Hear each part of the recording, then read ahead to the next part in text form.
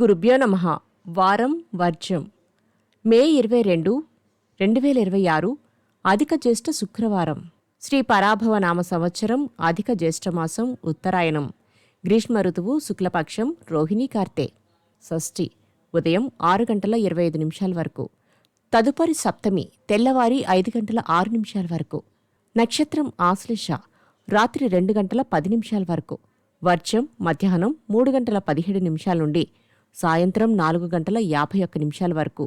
దుర్ముహూర్తం ఉదయం 8:10 నుండి ఉదయం 9:02 వరకు.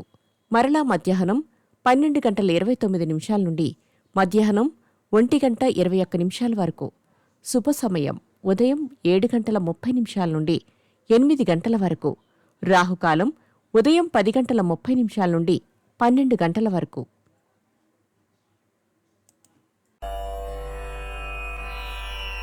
ద్వాదశ రాశులు.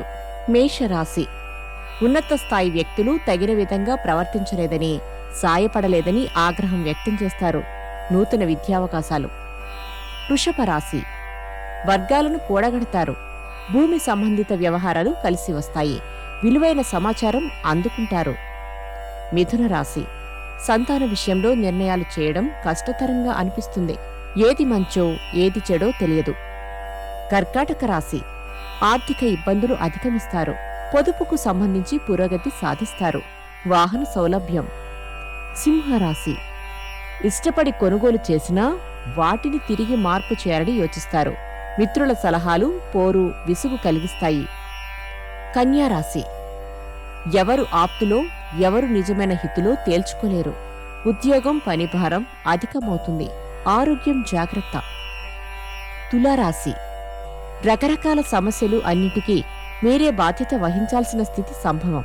పాస్పోర్టు వంటి అంశాలు సానుకూలంగా ఉంటాయి. వృశ్చిక రాశి. కుటుంబ ప్రతిష్ట దృష్టిలో ఉంచుకుని జారిపోయిన అవకాశాలను తిరిగి అనుకూలంగా చేసుకునే యత్నాలు పట్టుదలగా చేస్తారు. ధనుస్సు రాశి. మీడియాను ప్రచారాన్ని అనుకూలంగా మార్చుకుంటారు. ఆధ్యాత్మిక కార్యక్రమాలు ఉత్సాహంగా చేస్తారు. మకర రాశి. స్త్రీల విషయంలో ఎంత దిగివచ్చినా సయోధ్య కుదరటం కష్టం. ముఖ్యమైన వ్యవహారాలు సాఫీగా పూర్తి చేస్తారు. కుంభరాశి. కలిసి వచ్చిన పొదుపు చేసిన ధనాన్ని పెట్టుబడి రూపంలో చూసుకోవాల్సి ఉంటుంది. ఆస్తుల విలువ పెరుగుతుంది. మీనరాశి. ఇతరులకు వస్తువులు ఇచ్చి విరోధి అవుతారు. ఉద్యోగంలో నిందలు ఆరోపణలు రావచ్చు. ఆరోగ్యం జాగ్రత్త. నమస్కారం.